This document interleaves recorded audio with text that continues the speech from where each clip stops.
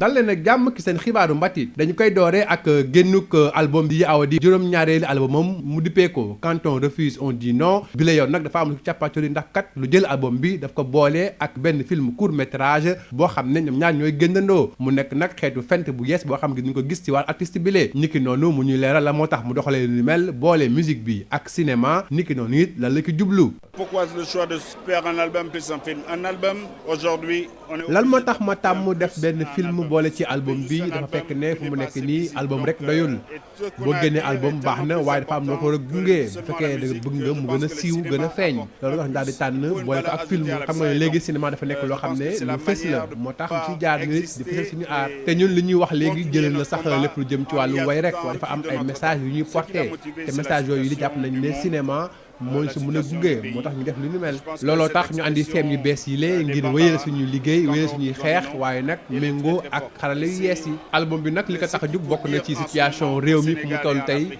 ak it situation Afrique ni ko Bambara di waxee boo bañee da nga naan déet loolu léegi gis nañ ni àdduna warngal kàpp rawatina Afrique gi lee xale yi askan yi ñu bëri ñu ngi jug naan déet boobu la nag di jibee fu nekk faw daal di koy dëggal lépp di ko dégg ne askan yi fu mu nekk ñu jug nañu ngir moom seen bopp te ñu ngi bañ boo gisee askan yi ci Afrique ni ñuy jugee di fipp di bañ nga xam ne lu ni mel war nañ ko mën a dégg loolu nag moo tax ma def lu ni mel waaw li ma bëgg ñu dégg moo di ñu xam ne fu mu nekk nii askan yi dañoo bëgg moom seen bopp foofu daal ñu dakkal lépp lu jëm ci wàllum bëgg ñëw teg nit ki nooteel lépp lu xeetook wàllu nooteel dañ ko war a bañ ci àdduna bi looloo tax faw sax ñu daal di fexe ba ñiy nootee xam naqar ak méttit ba nekk ci nooteel ba ñoom daal di koy bàyyi suñu fexee nag ba ci way yi ak li ñuy def nootaakoon yooyu le dem ba yëg ba xam méttit bi ci nekk seen xel dina xalaat bu baax a baax balaa ñu yëkkati nooteel di ko teg ci kaw askan yi waaw liggéey bi nag luy wëy la ndax xam nga man doo mus a engagé wu boobu ba léegi sax sama doom dañu naan ma yow xanaa yow déet rek nga xam doo mus a wax waaw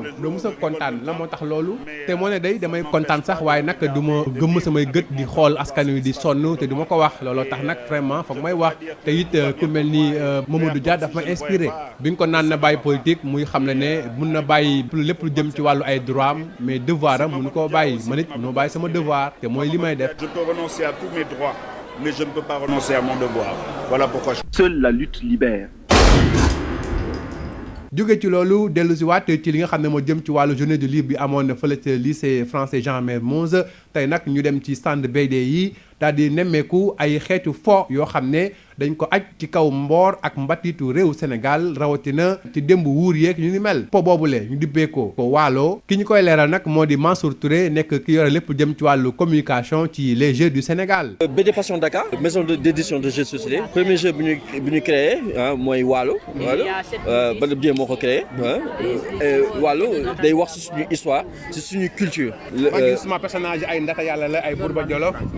ça veut dire que ne da ngeen bëgg aussi xale yi xam li fi xew. Madame Diémé loolu la bëggoon dafa bëggoon ñu ñeneen ñi xam suñu histoire découvrir suñu histoire à travers jeux de société te lu gën a gaaw pour découvrir histoire au-delà livre yi mooy ay jeux de société mooy ay cinéma mooy ay bande dessinée et cetera loolu tax à travers Waalo dina découvrir par exemple que ñun amoon nañu monnaie Kori carte bi par exemple mooy carte Kori ça servait de monnaie dans ce Sénégal là mooy Pétaw yi à l'époque moo nekkoon suñu monnaie les sujets bi da nga ko recréer pour na xam ne Pétaw yi tamit monnaie la woon te dina découvrir tamit géopolitique bu amoon à l'époque parce que dina gis xeex yu amoon à travers jeu pour jël bien wu beneen royaume bi dina découvrir li doon jëflante ak da ngeen bëgg ni xale yi xamee étranger yi ay Osaka ak seen jeu japonais ak ñoom seen ñu xamee noonu aussi suñu héros yi fi nekkoon. exactement loolu moo nekk but principal bi madame Diémé bi mu ko doon créé vraiment loolu moo nekkoon but principal voilà.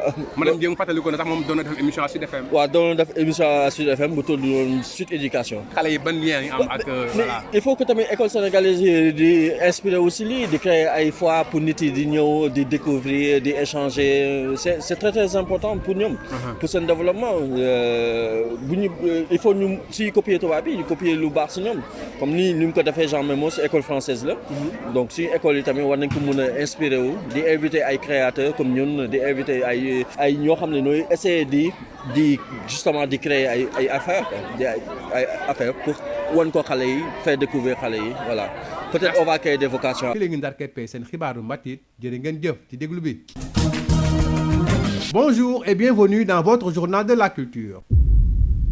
DJ Awadi revient avec un projet Made in Africa. Quand on refuse, on dit non. Un film court-métrage suivi d'un album, un nouveau style de production qu'il inaugure avec ce projet. DJ Awadi nous explique les raisons qui l'ont poussé à adopter cette démarche. Pourquoi le choix de faire un album plus un film? Un album, aujourd'hui, on est obligé d'apporter un plus à un album. Si tu fais juste un album, tu n'es pas assez visible. Donc, et ce qu'on a à dire est tellement plus important que seulement la musique, que je pense que le cinéma apporte un plus. Il faut une valeur ajoutée à la musique et c'est le cinéma qui apporte ça. Et donc, je pense que c'est la manière de pouvoir exister et continuer notre combat en y ajoutant les outils de notre temps. Ce qui l'a motivé, c'est la situation du monde, la situation du pays. Et je pense que cette expression des Bambara, quand on refuse, on dit non, elle est très très forte. Et c'est ce qu'il faut dire en ce moment au Sénégal et en Afrique. Et c'est ce qui se dit quand on voit les populations se soulever un peu partout. C'est le non qui revient tout le temps. Et donc, il faut le marteler et le dire clairement. On ne peut pas dire qu'on veut une chose et en faisant le contraire. Quand on refuse, on dit non. Le message, c'est que ça peut arriver à tout le monde, ces situations. Et si on ne veut plus qu'il y ait de domination et d'asservissement de l'homme par l'homme, il faut se lever et le dire clairement. Toute domination est à proscrire. Voilà pourquoi il faut inverser les rôles pour que l'autre puisse comprendre ta douleur. Tant qu'il n'a pas vu ou ressenti ce que tu ressens, il ne peut pas agir. Donc je pousse les gens à la réflexion pour demain prendre action. Et c'est clair que c'est une continuité. Mes enfants souvent me disent, toi tu es toujours fâché, toi c'est toujours non, non, non, non, non. Quand est-ce que tu vas dire oui, quand est-ce que tu es content? Je dis pourtant je suis très content tous les jours, je rigole tout le temps. Mais ça ne m'empêche pas de regarder, de vivre avec mon temps, de voir ce qui se passe autour de moi. Et je ne peux pas dire que tout va bien pour moi et faire comme si je ne voyais pas que ça ne va pas. Et à des moments, il faut prendre ses responsabilités. Et c'est Mamadou Dia aussi qui m'a beaucoup inspiré. Quand Mamadou Dia disait à Senghor, qui lui demandait de laisser la politique, il dit à Roland Collin, dites-lui bien que je peux renoncer à tous mes droits, mais je ne peux pas renoncer à mon devoir. Voilà pourquoi je continue. Seule la lutte libère. Et puis nous reparlons de la journée du livre du lycée français Jean Mermoz. Nous nous intéressons au stand BD avec la découverte des jeux de société inspirés de l'histoire et de la tradition du Sénégal, comme ce jeu dénommé Wallo que nous explique Mansour Touré, chargé de communication de Les Jeux du Sénégal. On a créé les Jeux du Sénégal pour éditer des jeux de société 100% sénégalais. Et donc Wallo, c'est notre premier jeu de société que nous avons édité. Et le deuxième jeu, c'est les 9 foyers du Jolof. Et le but, c'est vraiment de créer des jeux société qui parle de nous, de notre histoire, de notre culture. Justement, voilà. parlez-nous de Wallo, j'ai eu des personnages comme le Damel, le roi, le Bourba. Ouais, exactement. Ça ravage imaginaire. Exactement, parce que l'histoire prend place dans le Sénégal du 15e, 16e siècle, avant la conquête coloniale. Donc le Wallo, comme le nom l'indique, c'est un jeu qui prend place dans cette période de l'histoire. Donc vous avez des personnages comme la Reine Daté, vous avez des personnages comme le Damel, comme le Bourba, etc., etc. Vous avez des possessions comme des sacs de mille, vous avez des fusils. Parce que le but qu'on a voulu, c'est de recréer la géopolitique qui existait à l'époque. C'est le but de Mme Djemé qui l'a créé.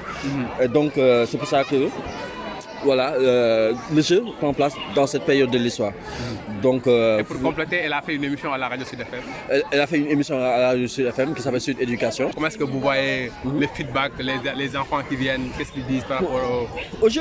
Ils sont très intéressants parce qu'ils ne connaissent pas forcément l'histoire du Sénégal. C'est une école française, donc ils sont très intéressés à découvrir des personnages historiques sénégalais comme la Reine Daté. Ouais.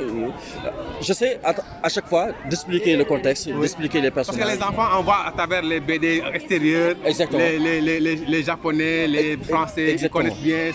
Exactement. Alors qu'ils ne connaissent pas les héros sénégalais, par exemple. Exactement, et c'est bien dommage. C'est d'ailleurs dans cet esprit que Mme Djemé a créé Wallo et les 9 foyers. Parler de nous aux autres et s'ouvrir aux autres, mais d'abord en nous connaissant nous-mêmes. voilà, en faisant connaître notre culture, notre histoire, à travers ces jeux de société-là. Vous voulez prendre un Wallo? Oui, je prends un Wallo, ouais. Alors, quel est l'intérêt de prendre ces genres de jeux-là? Nous, on est une famille qui joue beaucoup, on aime beaucoup les jeux de société. Et donc là, c'est l'occasion de découvrir un jeu qui va nous plonger plus particulièrement au Sénégal ou dans la culture sénégalaise, quoi. Super. Donc, on allie la passion du jeu avec la découverte.